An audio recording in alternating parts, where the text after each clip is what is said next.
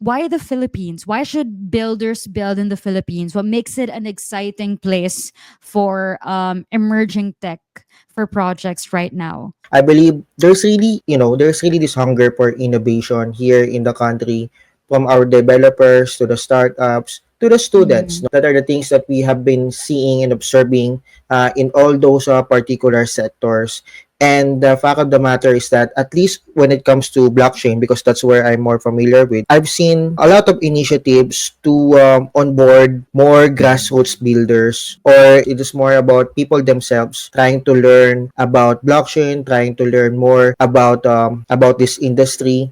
And the fact of the matter is that, of course, the country is an English-speaking country. Everyone understands English, and Mm-hmm. everyone is very digital savvy.